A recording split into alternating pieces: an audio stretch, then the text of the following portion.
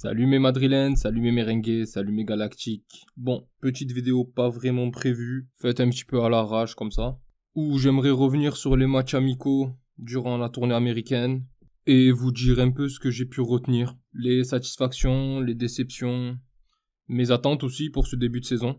Du coup, je m'excuse d'avance, il n'y aura pas vraiment de continuité logique, je serai juste là pour donner mon avis. Et du coup, ceux qui vont plutôt chercher une vidéo montée, bien faite, avec un plan travaillé, il faudra plutôt attendre les vidéos d'avant-match ou débrief pour ça. Voilà, ceci étant dit, on revient directement sur le match face au Milan, premier match de la tournée américaine.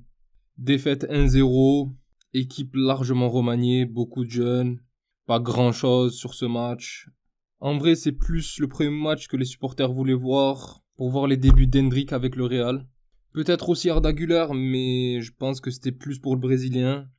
Et comme j'ai dit lors de mes débriefs, malheureusement, il est passé, mais vraiment à côté de tous ces matchs. Il a rien montré, que ça soit face à Milan ou le match d'après face au Barça. Après, encore une fois, je ne peux pas lui jeter la pierre. Il est jeune, il vient d'un autre continent, c'est un autre football, une autre pression. Il est dans un autre pays. Il va vraiment lui falloir du temps, je pense, pour s'acclimater à tout ça. Et je trouve vraiment que les gens sont injustes avec lui, en disant que finalement c'était un surcoté, qu'il avait pas le niveau pour venir jouer au Real. Mais les gars, il a 18 ans. Moi, à 18 ans, tu me dis, va déjà dans l'un des plus grands clubs d'Europe. Et là, c'est pire, c'est le plus grand club du monde. Joue avec une pression qui est 1000 fois supérieure à celle que j'avais jusqu'à présent. Et en plus de ça, le joueur, il a été titulaire, mais quelques jours après sa présentation, il a même pas encore digéré la présentation. Et où on l'a vu s'effondrer en larmes. Et après quelques entraînements, on lui demande déjà d'être très bon. Non, faut pas pousser. Je suis désolé. Faut lui laisser le temps, il est encore jeune. Il aura la chance de montrer ce qu'il vaut. Honnêtement, on l'a vu avec le Brésil, on l'a vu avec son ancien club. C'est un bon joueur de football, il est petit, c'est un petit trapu. Il est puissant, il a le sens du but, il se place très bien. Honnêtement, moi je suis pas inquiet. Ensuite, je vais aussi revenir sur Arda Güler, qui lui aussi était passé complètement à côté de son match face à Milan. Retour de vacances, je l'avais déjà dit. Mais qui par contre a été totalement monstrueux face à Barcelone. Ça a été l'homme du match et de très loin, je trouve. Enfin, côté Real, parce que de l'autre côté aussi, ils avaient un joueur qui était... laisse tomber, là. Pau Victor, là. N'importe quoi. N'importe quoi. Comment ils font pour sortir des jeunes à chaque fois comme ça? Enfin bref, du coup, on a eu un Güler transcendé, très bon techniquement, très bon dans la passe, très bon dans la vision de jeu, très bon quand il fallait combiner avec ses coéquipiers. Et malgré la défaite 2-1 lors de ce deuxième match, là par contre on a commencé à avoir quelques satisfactions. Contrairement au premier match où on s'est fait manger par Milan, qui était plus frais, qui était meilleur dans le jeu, là il y a eu des moments où le Real a su un petit peu imposer son jeu et c'était plus intéressant. D'ailleurs, au-delà de Güler qui a été très bon, qui a même été passeur décisif sur ce match, j'ai beaucoup aimé l'activité de Modric. J'en avais déjà parlé lors du débrief de ce match. Et Modric, je trouve que depuis le départ de Kroos, il a voulu un petit peu prendre le jeu à son compte, jouer un peu plus bas, servir un peu plus les autres. Et je trouve qu'il le fait mais vraiment très bien. En tout cas, sur les moments où ça tenait physiquement, où Modric et Arda Güler étaient encore, on va dire, à un bon niveau physique sur ce match, je trouve que c'est à ce moment-là que le Real a pu mettre son jeu en place, notamment grâce à ces deux joueurs. Alors, si on récapitule, on a eu un premier match compliqué, vraiment compliqué. On a eu un deuxième match un peu plus équilibré, où le Real a su monter en puissance. Donc forcément, on s'entendait à un troisième match avec au moins une victoire. Et c'est ce qui est arrivé face à Chelsea. Là, cette fois-ci, par contre, ça sera pas Güler le meilleur joueur, puisque pas présent. Modric a été présent, il a été très bon. Mais ça sera surtout Brahim Diaz, qui lui aussi, tout comme l'équipe, est monté en puissance au fur et à mesure des matchs, puisqu'il a été titulaire sur les 3 rencontres. Auteur d'une passe décisive et buteur. On a un Brahim sur la continuité de l'année dernière où il avait déjà été très bon quand il a eu sa chance. Quand il était remplaçant, il rentrait, c'était intéressant. Quand il était titulaire, il était souvent décisif aussi. Honnêtement, rien à dire. En fait, l'avantage qu'on a avec ce Real Madrid, c'est que peu importe l'équipe alignée, que ce soit Arda Güler, que ce soit Brahim Diaz, que ce soit Rodrigo, même si Rodrigo, j'en reviendrai un peu plus tard. Honnêtement, en général, on sera jamais vraiment déçu du 11 titulaire. Oui, je sais, quand on est le Real Madrid, c'est un minimum. Même si par contre, dans le secteur défensif, là oui, il faudrait renforcer. Les joueurs sont vieillissants, il y a beaucoup de bricoles. Tchouaméni en défense centrale.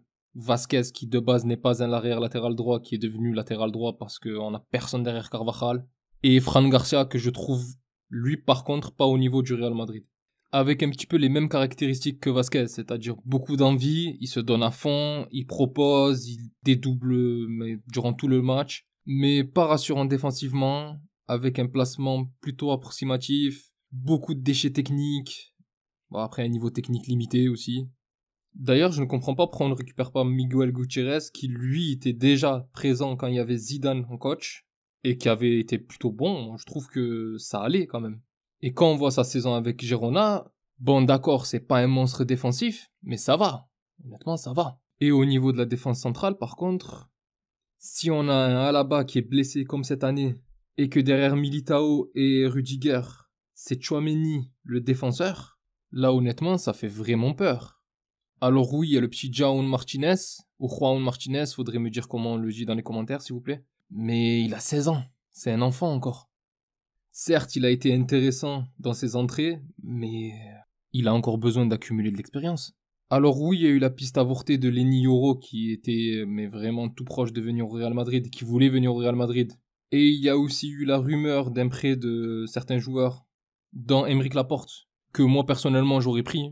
Mais je pense honnêtement qu'après le départ de Nacho, il fallait vraiment prendre quelqu'un en défense, parce que là on se retrouve vraiment dans une impasse si un de nos joueurs, voire les deux, sont blessés. Enfin bref, on ferme cette immense parenthèse défense pour se reconcentrer sur les matchs. Car je n'ai pas eu le temps de revenir sur notre meilleur joueur de l'année dernière, et c'est Vinicius, que je ne pensais pas retrouver directement à ce niveau-là d'ailleurs. Surtout après son élimination en Copa América. Mais dès son entrée en jeu face au Barça, et ensuite sa titularisation face à Chelsea, on a pu voir qu'il allait revenir pour encore faire très mal cette année. D'ailleurs, j'espère vraiment que l'alchimie entre lui et Mbappé sera très bonne, car même si j'en parle pas pour l'instant, j'attends beaucoup du français. Ça fait depuis le départ de Benzema qu'on n'a pas de véritable neuf. Alors oui, on a eu Joselu, mais c'était un remplaçant. Et on a Hendrik aussi qui lui est un pur neuf, mais qui, vu précédemment, n'est pas encore prêt. Tout ça fait que même si de base, lui c'est quelqu'un qui joue à gauche et non pas dans l'axe, c'est sur lui que je place mes attentes concernant le rôle de buteur. Côté satisfaction, ça serait vraiment injuste de ne pas parler de certains jeunes. Alors oui, j'ai mentionné João Martinez, qui a été très intéressant d'ailleurs. Hein. Bon placement, solide, avec une jolie relance, de jolis tacles. Et j'ai bien aussi aimé le petit Mario Martin, positionné en numéro 6, qui a aussi été très intéressant. D'ailleurs, il m'a rappelé le petit Antonio Blanco, un petit jeune de la Castilla que j'aimais bien aussi. Mais j'ai surtout été agréablement surpris par Nico Paz. Alors oui, lui on le connaît, c'était censé être la petite pépite argentine du Real, qui était censé faire partie de la rotation, mais qui avec l'arrivée d'Arda Güler, le retour de Brahim Diaz, etc., n'a plus beaucoup de minutes de jeu. Qui là est rentré durant les 3 matchs, et qui a été très intéressant lors des 3 matchs. Notamment avec un but face au Barça. Alors je ne sais pas si le club a prévu de le garder, de le prêter ou encore de le vendre, ce que je n'espère pas honnêtement. Mais bon, le jeune a 19 ans et je pense qu'il a envie d'avoir du temps de jeu, ce qui est normal, à son âge il doit jouer. Et j'aimerais bien le voir pour certains matchs de Coupe d'Espagne ou encore certaines entrées en fin de match quand le résultat est déjà donné, on va dire. En tout cas, j'ai bien envie de le revoir. Côté déception, je n'en vois qu'une grande. Et même si j'ai trouvé certains joueurs plutôt moyens, comme Rudiger, Ceballos, etc., il n'y en a qu'un qui m'a vraiment marqué, mais c'est aussi parce que c'est derrière Valverde mon joueur préféré, honnêtement. J'aime beaucoup ce joueur, et c'est Rodrigo. Après, c'est peut-être injuste ce que je dis, c'est peut-être parce que j'attends beaucoup de lui, forcément, quand on attend beaucoup de quelqu'un ou de quelque chose et que au final ce n'est pas mauvais mais juste moyen, on a tendance à être déçu et c'est un petit peu ce qui est arrivé avec Rodrigo qui depuis l'année dernière déjà en fin d'année je trouve a vraiment beaucoup baissé de rythme. Alors il y a eu sa déclaration comme j'avais dit lors de mon débrief face à Chelsea où il laissait la porte ouverte à un transfert et où il fait l'éloge de Manchester City. Mais il y a également là, à l'heure actuelle, des rumeurs où on entend parler justement de City qui serait intéressé, où Guardiola aurait dit qu'il rêvait d'avoir Rodrigo dans son équipe. Je me dis que tout ça doit faire cogiter le joueur, ça doit vraiment le perturber, et il doit vraiment avoir la tête ailleurs. Ça, cumulé à l'arrivée de Kylian Mbappé qui va aussi et très logiquement prendre sa place, je pense que le joueur est vraiment en train de remettre en question son avenir au club. Mais d'un autre côté, on est au Real Madrid. Le joueur doit savoir qu'il doit se battre à chaque match pour garder sa place. Et j'espère vraiment qu'il le fera, qu'il va rester et se battre pour récupérer une place de titulaire. Quitte à même forcer Ancelotti à changer ses plans, jouer en numéro 10, peu importe, mais au moins prouver qu'il a le niveau pour être dans ce club. Voilà, on est maintenant arrivé au bout de cette vidéo. Vous connaissez la rengaine, si cette vidéo vous a plu, n'hésitez pas à vous abonner et à liker, ça me ferait vraiment plaisir. Et d'ici là, je vous souhaite une excellente journée. Hasta le final, vamos Real. Allez, salut.